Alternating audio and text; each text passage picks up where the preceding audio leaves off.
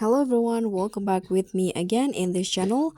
On today's tutorial, I'm going to show you how you can see the video duration or length in your edited videos on CapCut Mobile. So here you can just open your CapCut, then select the projects that you want. So for example, here I'm going to open this projects right here. Okay, so this is the project, and you can see under the video player there will be this uh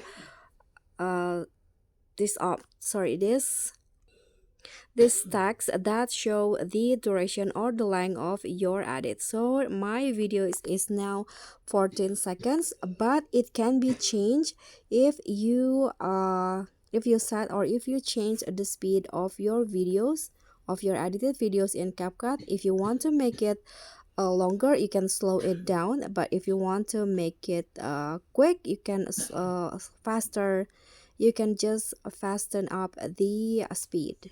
Okay, so that's all for me. Thank you so much for watching. Don't forget to like, comment, and subscribe. Also click on thanks.